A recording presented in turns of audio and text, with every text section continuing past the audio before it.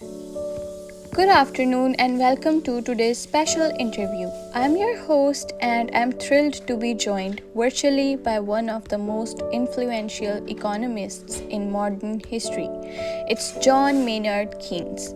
Keynes was a groundbreaking British economist whose ideas reshaped the way we understand markets, governments, and economic cycles. His work during the Great Depression laid the foundation for what we now call Keynesian economics, the belief that active government intervention can help stabilize economies in times of crisis.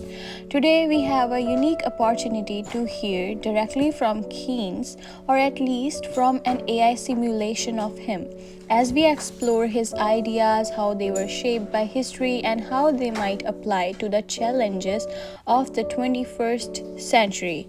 So, we would like to welcome John Maynard Keynes to this interview. Thank you very much. It's a pleasure to be here, and I appreciate the warm welcome. I must say, it is both curious and gratifying to find myself participating in an interview so many decades after my time. But if anything, this speaks to the persistent nature of economic questions, those enduring challenges of employment, stability, and prosperity that each generation must face in its own way. That's great to hear. My very first question, which I want to know out of curiosity, is what problem were you most focused on fixing with your economic ideas? You see, the problem I set out to solve was much like fixing a broken engine. The economy, in theory, was supposed to hum along smoothly, but in reality, it often stalled. During the Great Depression, it didn't just slow down, it sputtered and stopped. Millions were out of work, not because they lacked talent or effort, but because the machine had lost its spark. So I asked, what if the engine doesn't fix itself? What if, instead of waiting for it to magically roar back to life, we give it a push, just enough fuel to get it running again? That's where government comes in. Not to control everything, but to step in when no one else can. My aim was simple: to put people back to work, to restore confidence, and to remind the world that recessions aren't acts of nature, they're problems we can solve. In the end, I wasn't just fighting unemployment, I was fighting despair. Okay, so do you believe the government should play a big role in the economy, or should it stay hands off? Why or why not? Of course, I understand. Simply put, the government should play an active but balanced role. It must step in during economic downturns to boost demand and protect jobs, but avoid overreach when markets are healthy. Think of it as a steady hand guiding the economy through rough patches without taking control permanently.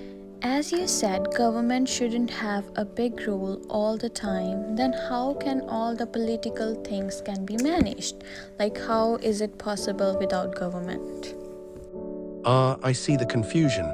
When I say the government shouldn't have a big role all the time, I mean it shouldn't control everything or run the economy constantly. But the government is still essential. It sets rules, enforces laws, and provides services that markets alone can't handle. What I'm emphasizing is that government intervention should be targeted and timely, stepping up during crises to support the economy, then stepping back once things stabilize. It's not about absence, but about smart involvement, balancing freedom with responsibility. Okay, now I can understand what your point of view is, and that's a great answer.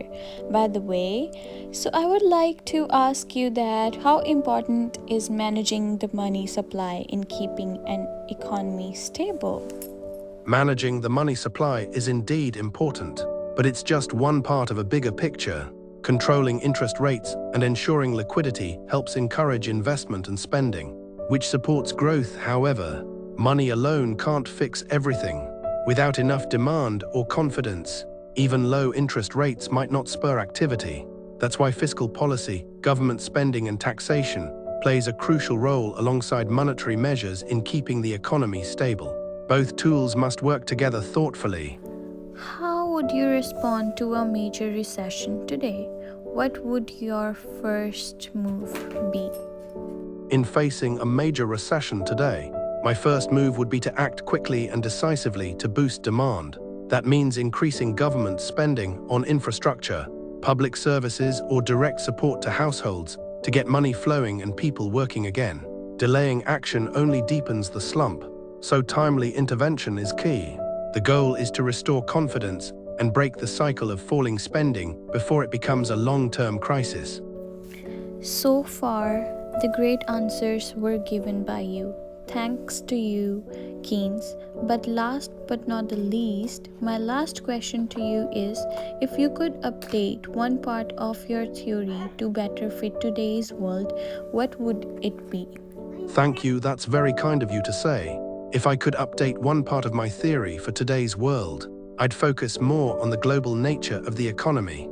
In my time, we dealt mostly within national borders. Today, capital, trade, and crises move instantly across countries, so I would emphasize stronger international coordination between governments, central banks, and institutions to manage global demand and financial stability.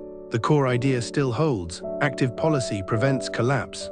But in today's world, that policy must think globally, not just nationally.